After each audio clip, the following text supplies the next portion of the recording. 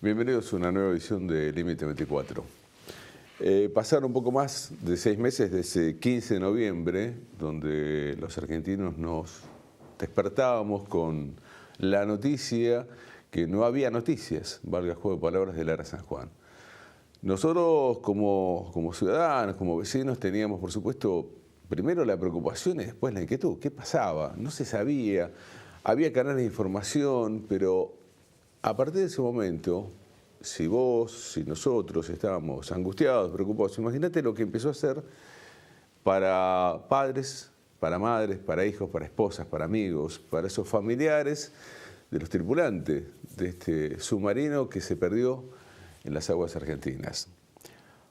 La noticia ya la conocés, sabés cómo se fue dando, no te vamos a recrear lo que pasó con el ARA San Juan porque todavía está en etapa investigativa, está en el ámbito judicial, así que lo que sí queríamos hacer un poco más de foco es en esas familias, muchas familias del norte de la Argentina, muchas familias de San Juan, familias de Mendoza, que en un momento dijeron, bueno, vamos a Mar del Plata para saber qué pasó con nuestra familia, y que a partir de ahí no se fueron. Muchos de ellos aún siguen estando en Mar del Plata, esperando, ya se sabe, quizás simplemente saber qué pasó, si se puede encontrar algo de lo que es el submarino y cómo se vive después.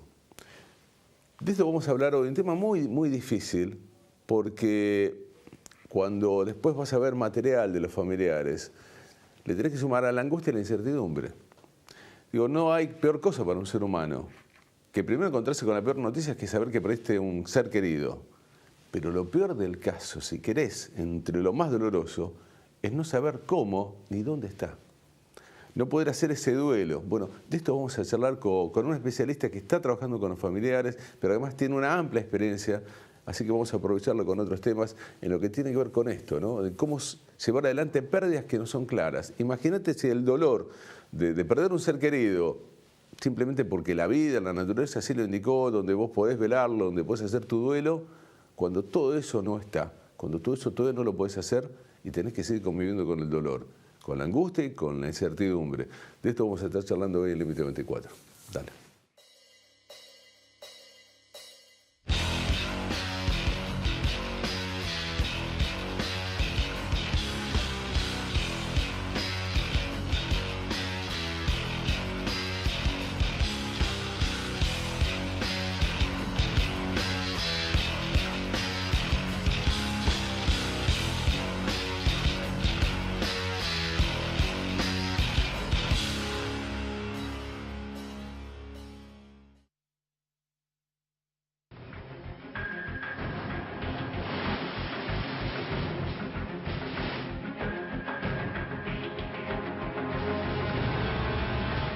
Esta semana Argentina se convirtió en el escenario de una de las operaciones de rescate marinas más grandes de la historia. We're bringing a search capability, a side scan sonar, which will help us locate the San Juan, and we're also bringing a remotely operated vehicle, which will allow us to potentially provide support to the ship while we're awaiting rescue.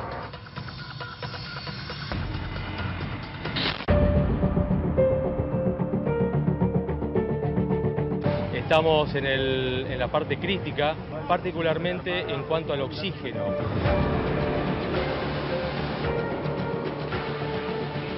Seven days is probably close to the end of realistic hope.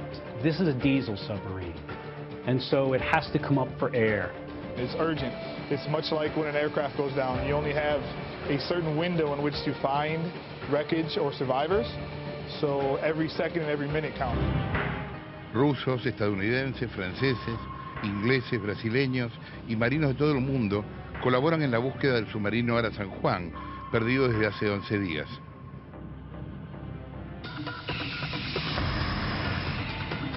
Angustiante, desesperante, pero con esperanza. A veces cuando empieza a brillar una lucecita, luego se apaga.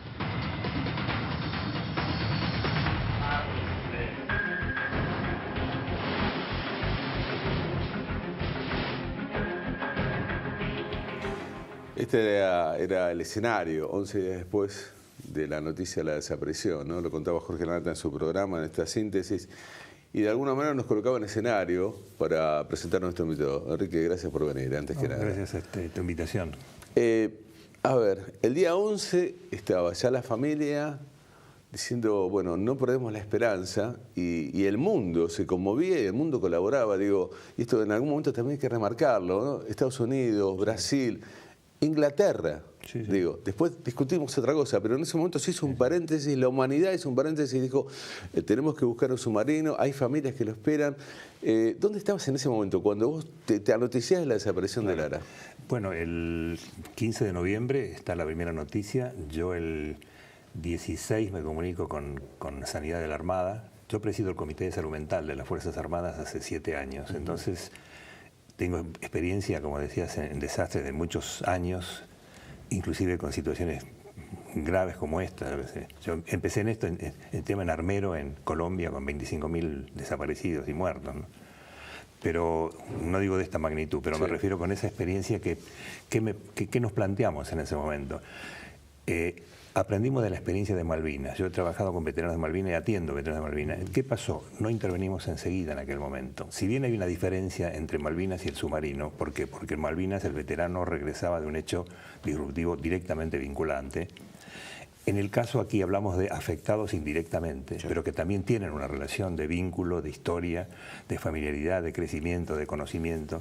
Y además digo, en ese momento, cuando empezás a intervenir vos con tu equipo, había una palabrita que era clave, la palabra esperanza. Digo, claro, en ese momento había esperanza. Claro, fíjate que vos en el día 11 ya estamos después de un episodio muy grande que fue el día 7, cuando se recibe la noticia de la explosión, y entonces ahí sí hay una crisis fuerte. Lo que nos permitió atender esa situación era que ya veníamos estando de antes. Yo estuve el tercer día, estaba ahí. Al tercer día estaba en Mar del Plata. En Mar del Plata. Yo estuve un mes en ¿Cuál fue el primer contacto con las familias? ¿Cómo te recibieron? Las familias nos recibieron bien en un primer contacto de vínculo cuando nosotros nos presentamos como lo que éramos, psiquiatras, psicólogos que venimos a ayudar, venimos a escuchar. Nosotros abordamos lo que llamamos primeros auxilios psicológicos. Dicho sea de paso, había colegas que decían, no, espera, cuando se presenta la patología, vamos, nos pareció al revés. Y esto que en el mundo, digamos, de los desastres o estas situaciones se llama primeros auxilios psicológicos, era eso, ir, establecer un vínculo, escuchar, no, digamos, no empezar, digamos así, a veces, bueno, usted como... No, primero la palabra era en función de la necesidad de la gente.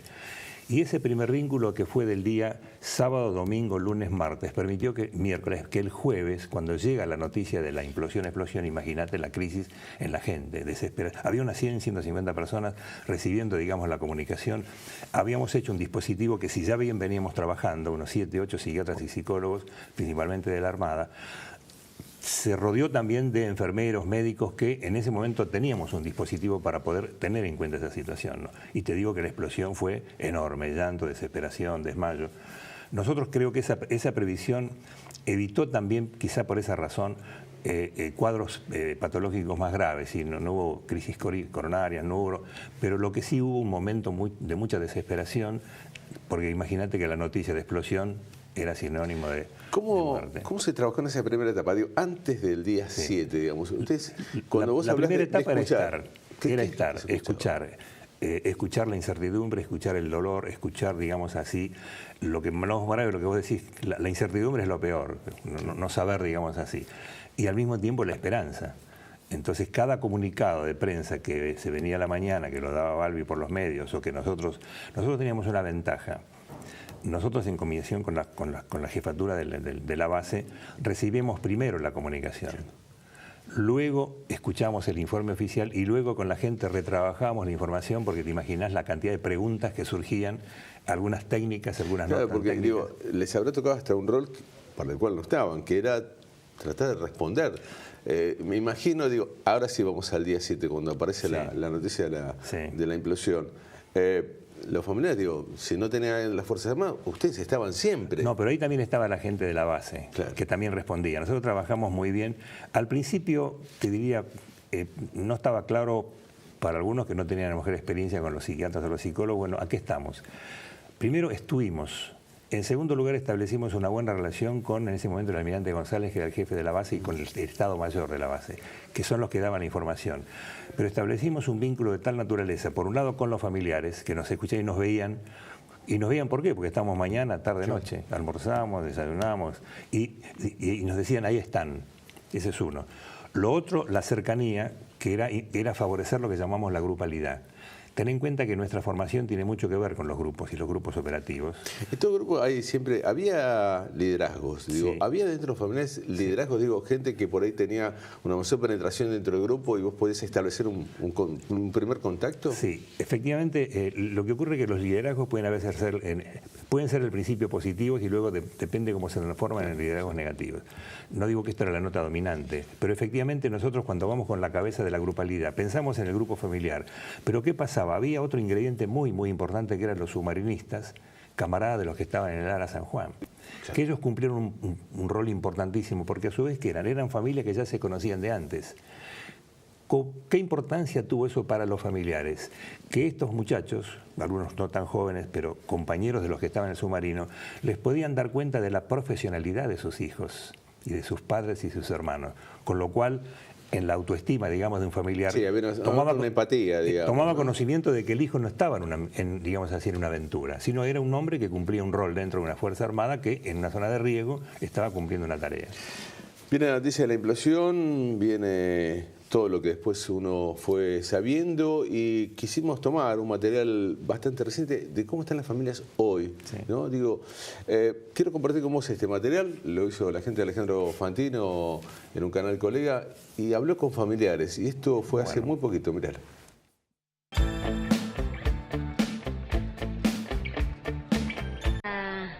Estamos las familias de los tripulantes del Ara San Juan acomodándonos para dormir. Yo desde el día 17, cuando salió todo esto, dije me voy a la base, porque ahí me iban a decir la verdad. Con el transcurso del tiempo no me decían la verdad. Vimos muchas contradicciones. Más allá de una mochila llena de dolor que tenemos, está la incertidumbre, que no sabemos dónde están nuestros seres queridos. El despertarnos y ya mirarnos las caras, ya sabemos quiénes somos los que estamos siempre tirados ahí en colchones. Hay personas que, bueno, cuando se suman uno o dos más, duermen en sillones. El juntar a ver qué vamos a comer, uno se encarga de ir a comprar la comida y cada uno elige lo que va a comer. Esto es todo de su bolsillo. Todo nuestro. Es nuestra plata la que usamos para comprar, para comer, para todo. En la noche cuando nos separamos, que ya dejamos ya de conversar, de hacer un poco de terapia grupal, nos acostamos con el rosario en la mano a rezar, a hacer una oración entre todos para que esto se solucione pronto.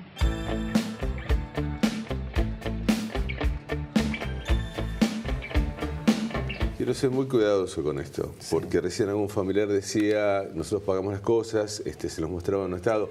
Sé que hay familiares porque tomé contacto en estos días con gente, con colegas que trabajan en Mar del Plata y les preguntaba, hay familias que están en un hotel, que están, bueno, no quiero entrar en esa polémica, lo que sí quiero aprovecharte, Enrique, es porque, a ver, pasó el tiempo y en un momento la certeza fue que la muerte estaba. Exactamente. Que sus familias no estaban más. Digo, claro. ¿Qué pasó ahí? Porque hoy los vemos y ellos siguen hablando de incertidumbre. Exactamente. ¿Hay una negación con esto? Sí.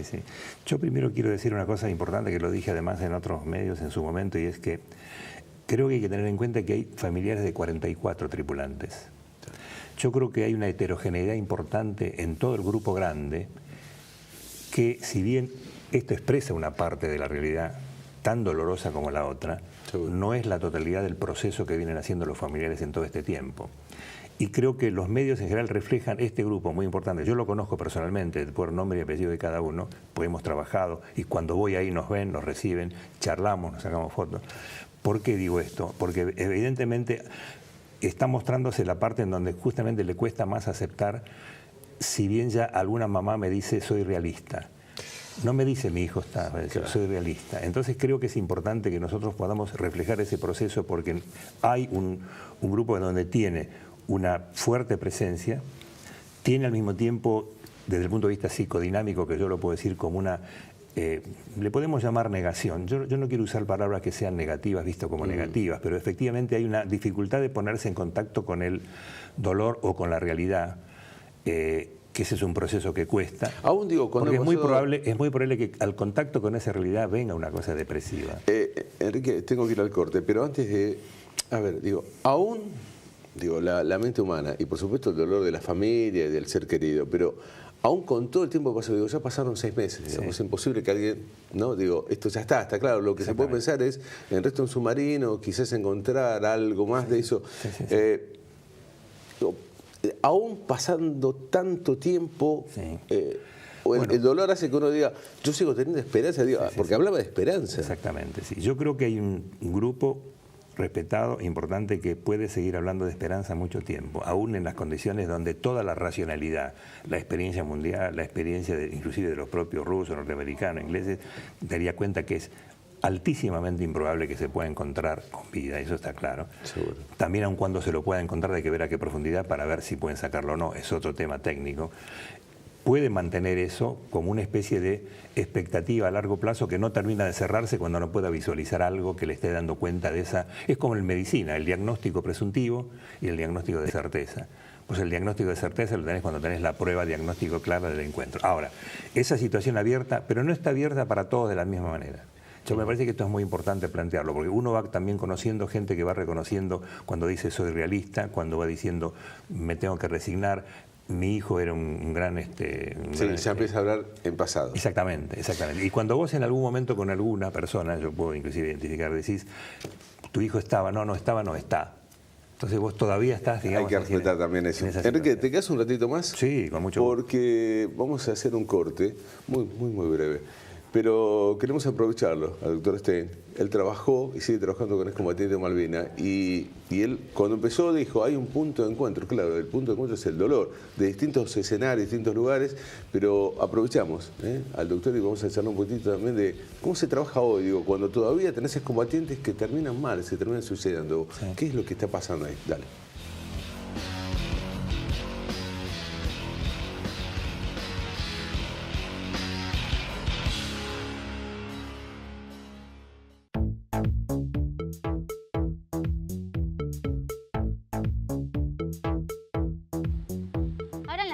San Martín, te puedes conectar gratis a internet para hacer lo que quieras. Facebook, Instagram, mandarle WhatsApp a todo el mundo. Aprovechalo y navega sin gastar tus datos.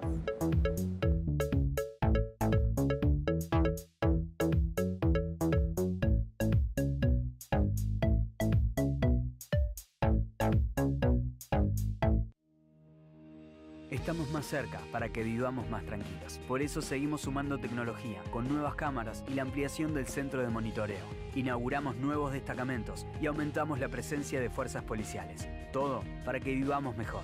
Vivamos Vicente López. Baja la nueva app de Provincia Seguros y tenés lo que necesitas a un dedo de distancia. Provincia Seguros, una empresa del Grupo Provincia. Sí al 99% de cloacas, sí al 100% de agua potable y sí a tener uno de los índices más bajos de mortalidad infantil de América Latina.